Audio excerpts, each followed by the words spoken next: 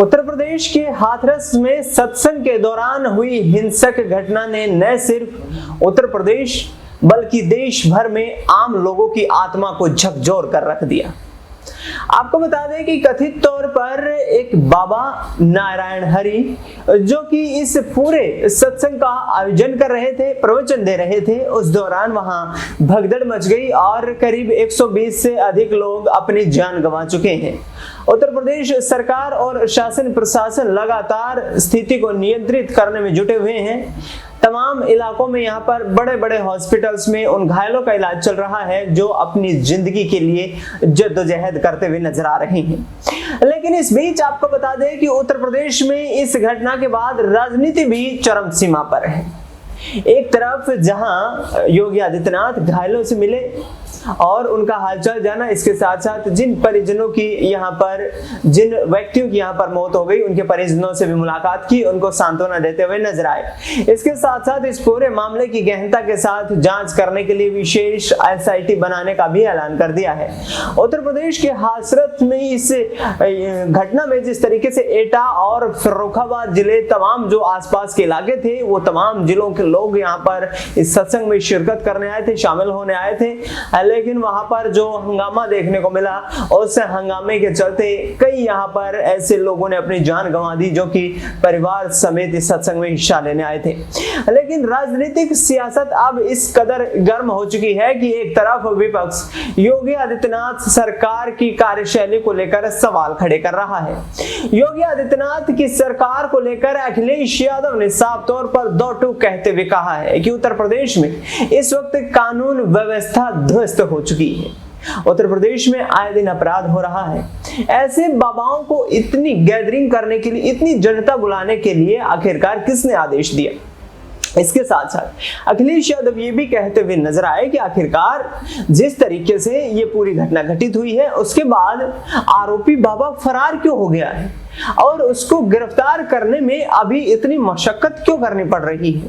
आपको बता दें कि पुलिस की विभिन्न टीमों का गठन किया गया है, जगह जगह पर छापेमारी की जा रही है और इस मामले से जुड़े हुए लोगों को गिरफ्तार भी किया जा रहा है। लेकिन आरोपी बाबा नारायण हरि लगातार इस जांच से दूर भाग रहे हैं। अभी तक FIR भी दर्ज उनके खिलाफ नहीं की गई है। हालांकि SPN 9 न्यूज के जो सूत्र बता रहे हैं, आगामी वक्त में उन बाबा पर FIR दर्ज करके और कड़ी कार्रवाई करने के यहाँ पर जो है तमाम आदेश जारी कर दिए हैं मुख्यमंत्री योगी आदित्यनाथ की तरफ से।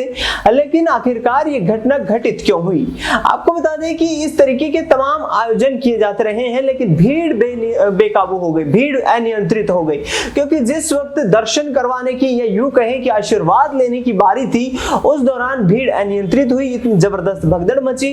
विजुअल्स में आप जिस तरीके से देख रहे हैं कि यहाँ पर लगातार जो यहाँ श्रद्धालु उमड़ करके आए थे, वो एक दूसरे की परवाह किए बिना इधर से उधर बेहताश निराश यहाँ पर और दौड़ते नजर आ रहे हैं। यह हताशा इस तरीके से थी कि यहाँ पर योगी आदित्यनाथ की मुश्किलें अब बढ़ती नजर आ रही हैं। कांग्रेस पार्टी की महासचिव प्रियंका गांधी वाड्रा ने ट्वीट करके यहाँ पर योगी आदित्यनाथ की कार्यशैली पर लगातार कड़ा प्रहार किया है। उन्होंने कहा है कि जिस तरीके से उत्तर प्रदेश में कानून व्यवस्था तार तार हो रही है, शासन का प्रशासन पर कोई नियंत्रण नहीं है और उत्तर प्रदेश में ये एकमात्र ऐसी घटना नहीं है। इससे पहले भी महिला अपराध जैसी और यहाँ पर जिस तरीके से हत्या जैसी तमाम घटनाएं होती रहती हैं। आखिरकार योगी आदित्यनाथ जो कि कानून व्यवस्था को लेकर यहाँ इतने ढिंढोरे पीटते हुए नजर आते हैं, वर्तमान में कहाँ है वो पुलिस, कहाँ है वो पुलिस के अधिकारी और कहाँ है वो टीमें जो कि लगातार यहाँ पर गिरफ्तार करने की बातें करते हुए नजर आ रही हैं। आपको बता दें कि इस घटना ने पूरे देश भर में सनसनी फैला दी है। उत्तर प्रदेश ही नहीं बल्कि देश भर में तमाम ऐसे मंदिर हैं, तमाम ऐसे भव्य धार्मिक आयोजन किए जाते हैं जहां पर लाखों की संख्या में भीड़ उमड़ करके आती है। लेकिन हाथरस की इस घटना ने कहीं ना कहीं एक ऐसा संकेत दे दिया है कि अब श्रद्धालुओं को भी अपनी जान का जोखिम का डर सताने लगा है, क्योंकि जिस तरीके से ये भगदड़ मची है उसके बाद से तो लगातार आम लोगों में डर का माहौल देखने को मिल रहा है, चिंता का माहौल देखने को मिल रहा है कि आखिरकार धार्मिक आयोजनों में शिरकत की जानी चाहिए या फिर नहीं, क्योंकि जिस तरीके का माहौल इस वक्त दिखाई दे रहा है वो काफी अनुकूल नहीं है। शासन लगातार यहाँ पर पैनी नजर रखे हुए है। मृतक परिवारों को 2 लाख रुपए देने का यहाँ पर ऐलान करने की खबरें भी सामने आ रही हैं और इसके साथ साथ जो आरोपी हैं उन पर कड़ी कार्रवाई करने की बात भी यहाँ पर योगी आदित्यनाथ करते हुए नजर आ रहे हैं। अखिलेश यादव इस वक्त संसद का सत्र चल रहा है और वहां पर व्यस्त है। उन्होंने योगी सरकार की यहाँ पर तमाम रणनीतियों की पोल खोल करके रख दी। उनकी तरफ से साफ तौर पर कहा गया कि जिस तरीके का माहौल इस वक्त उत्तर प्रदेश में है वो माहौल उत्तर प्रदेश की राजनीति और देश की राजनीति की ये पराकाष्ठा दर्शाता है कि आखिरकार किस तरीके से पिछले वक्त में यहाँ पर कानून व्यवस्था और नागरिक सुरक्षा कहीं ना कहीं ध्वस्त होती हुई नजर आई है। भारतीय जनता पार्टी के नेतृत्व वाली न सिर्फ योगी आदित्यनाथ सरकार बल्कि केंद्र में सत्तारूढ़ भारतीय जनता पार्टी की सरकार भी कहीं ना कहीं यहाँ पर फिसड्डी साबित होती हुई नजर आ रही है। आखिरकार यहाँ जिस तरीके से जीत अखिलेश यादव ने दर्ज की है, उन्होंने कहा है कि हम उत्तर प्रदेश में देश और दुनिया का सबसे अच्छा पुलिस रिस्पांस सिस्टम लेकर के आए थे। जिस वक्त हमारी सरकार थी उस वक्त क्विक रिस्पांस टीमें गठित की गई थी। वो क्विक रिस्पांस टीमें किसी भी परिस्थिति से निपटने के लिए यहाँ पर उनका मादा था और वो अपनी मजबूती रखती थी।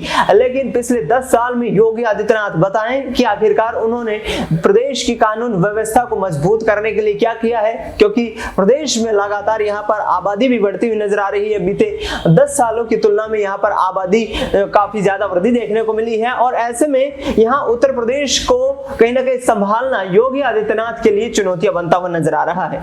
ये तमाम आरोप अखिलेश यादव की तरफ से लगाए गए। इसके साथ साथ डिंपल यादव ने भी ये कहा है कि हाथरस की घटना जो है एक निंदनीय है। ऐसे बाबाओं पर यहाँ पर तंत्र को कड़ा यहाँ पर एक्शन लेना चाहिए और उन पर कार्यवाही की जानी चाहिए, जिस बिना पर वो इतनी बड़ी मात्रा में लोगों की भीड़ को इकट्ठा करते हैं और बिना शासन प्रशासन की अनुमति के धड़ल्ले से अपने धार्मिक कार्यक्रमों का आयोजन करते हैं। लेकिन हाथरस में हुई इस घटना ने प्रियंका गांधी का वो वक्त भी याद दिला दिया है जब हाथरस में प्रियंका गांधी ने एक दलित बेटी की हत्या के बाद वहां एक बड़ा प्रोटेस्ट प्रदर्शन किया था और उस दौरान वह काफी सुर्खियों में दिखाई दी थी। हालांकि वो वक्त उस वक्त का था जब 2022 में उत्तर प्रदेश में विधानसभा के चुनाव हो रहे थे। प्रियंका गांधी ने वहां पर धरना दिया, उन परिवारों से मिली और परिवारों से मिलने के बाद योगी आदित्यनाथ की सरकार पर लगातार सवाल खड़े करती हुई भी नजर आई। ऐसे में अब यह देखना होगा कि योगी आदित्यनाथ की तरफ से उत्तर प्रदेश के मुख्यमंत्री ने उन तमाम परिवारों से, चिकित्सकों की टीमों से, पुलिस प्रशासन के अधिकारियों से, तमाम लोगों से बात की है, मुलाकात की है और ये चर्चा और ये जानने का प्रयास किया है कि आखिरकार ये कार्यवाही, ये जो तमाम जो घटना घटित हुई है, इसका कहीं ना कहीं कानूनी रूप से लोगों को न्याय दिलाने का अमलीजामा कहां तक पहनाया गया है।